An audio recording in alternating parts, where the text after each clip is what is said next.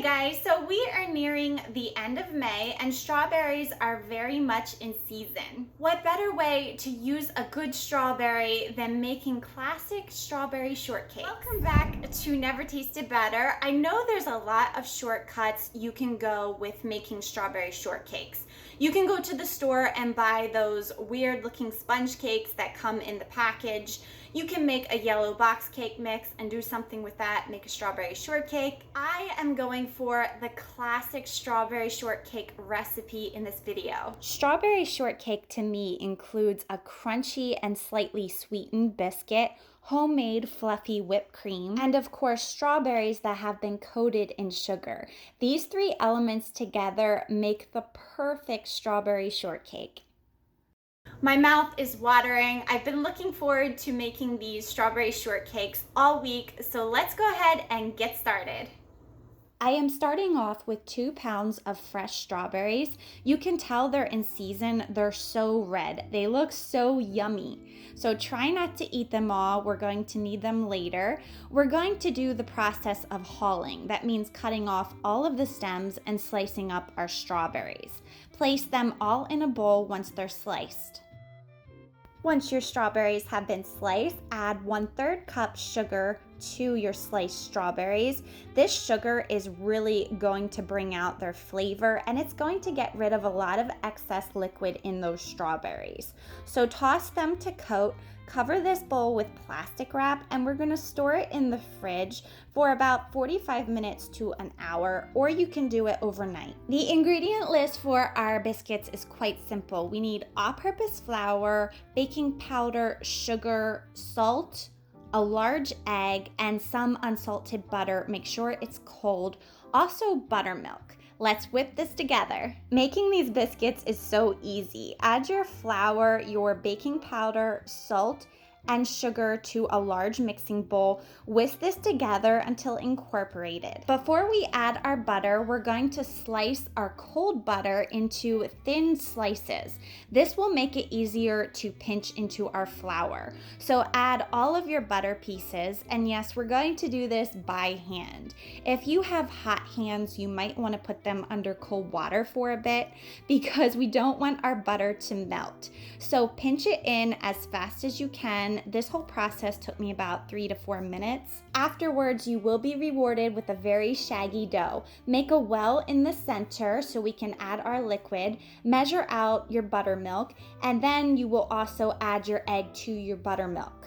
Whisk this together using a fork until it's completely homogeneous. Add your liquid to the center of your well and start stirring it together with a fork. Your dough is going to be a mess, really. It's going to be a very shaggy, messy dough. That's okay. Lightly flour your work surface. You don't need much flour. This is going to be a drier dough. Dump out all of your soon-to-be biscuits onto your floured work surface and start bringing it together using your hands. You're just going to basically pat it into a ball shape. We're not kneading this at all. We're just patting it so it forms a ball and then pressing down on top.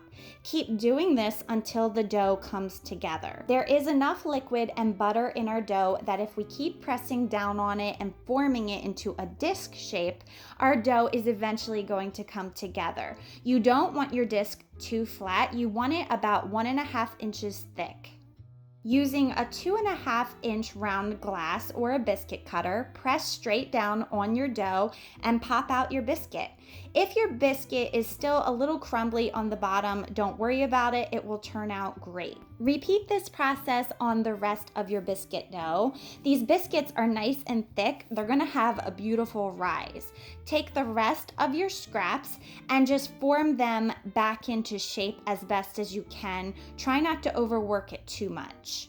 This recipe made 8 beautiful biscuits. I placed them on parchment paper, brushed the tops with whole milk. I like to do this so it gives it a beautiful golden brown color, and then we're going to sprinkle some coarse sugar on top. It'll give it a great texture. Bake these guys in a piping hot oven at 425 degrees for 15 minutes. Once your biscuits are done baking, let them cool off completely. They look gorgeous. They smell incredible. There are two options with our whipped cream. You can go to the store, buy a tub of whipped topping, or you can make homemade whipped cream, which is what we're doing. Add 1¼ cup heavy cream, 1 teaspoon of pure vanilla extract, and 1/4 cup of powdered sugar. Start out on a low speed with your mixer, and then once it starts to thicken up, you can work your way to a high speed so nothing is splashing in your face. Once it's thickened, that means it's done. So we are ready to assemble our strawberry shortcakes.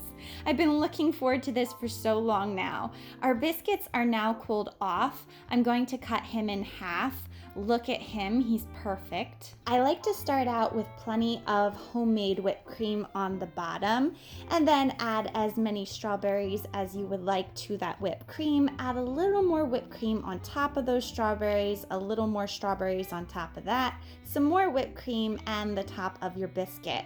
Of course, top it off with even more whipped cream and slices of your strawberries. Honestly, it really doesn't matter how it looks. It's going to taste amazing. I'm just doing this to get a good thumbnail, and I think I succeeded. Look at this perfect strawberry shortcake.